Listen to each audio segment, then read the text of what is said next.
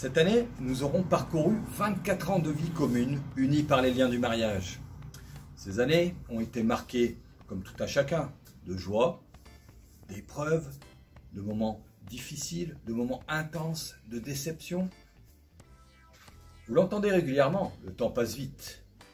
Et c'est vrai que de voir nos 3 enfants grandir et notre fille aînée qui a déjà 20 ans, nous fait quand même prendre conscience de l'apparition de quelques cheveux blancs, crâne dégarni, peut-être l'aiguille sur la balance qui atteint un poids beaucoup plus élevé que désiré. Nous avons trouvé, en nos parents respectifs, un exemple de vie familiale solide, des couples qui ont tenu bon malgré toutes les épreuves et difficultés qu'ils ont pu rencontrer. Pourquoi sommes-nous toujours mariés? Sommes-nous plus chanceux? Avons-nous un bon karma? Nous nous connaissons et nous sommes convaincus de la source de la réussite de notre mariage. C'est Dieu lui-même. Anne et moi partageons la même foi en Jésus-Christ. Dieu a institué le principe du mariage dès la Genèse. Et lorsque nous nous sommes mariés, nous avons désiré que Dieu ait un regard sur chacune de nos vies, bien sûr, mais également un regard sur notre couple. Dieu nous aime et il nous a donné de nous aimer l'un l'autre. Notre union est tripartite. C'est d'abord notre engagement mutuel et notre engagement envers notre Dieu. Jésus-Christ est au centre de nos vies respectives et au centre de notre couple.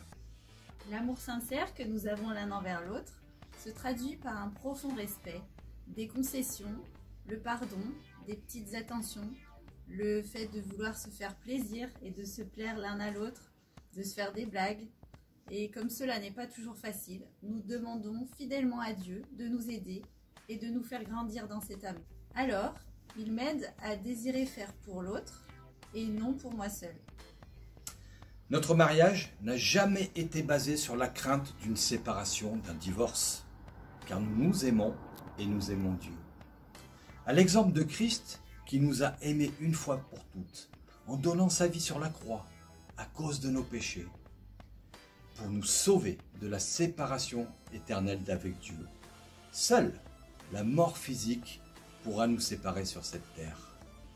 L'amour de Dieu, répandu dans nos cœurs et au sein de notre famille, nous donne aussi d'être de bons témoins de Christ auprès de nos amis, de nos voisins, de nos collègues.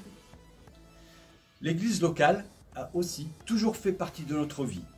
Notre foi partagée nous permet de prier en couple, d'aimer servir Christ dans l'Église, nous soutenir dans nos ministères respectifs, et ceci, nous le croyons, est le point crucial dans la réussite de notre mariage. Vivre l'Évangile ensemble, servir dans l'Église ensemble, prier ensemble. Les circonstances et les différentes situations, épreuves, n'affecteront pas votre couple si vous regardez continuellement à Jésus-Christ. Lorsque Jésus, la croix, la parole de Dieu, l'Évangile restent au cœur de votre couple, alors Dieu se glorifiera dans votre mariage et il sera une bénédiction pour votre famille et tout votre entourage.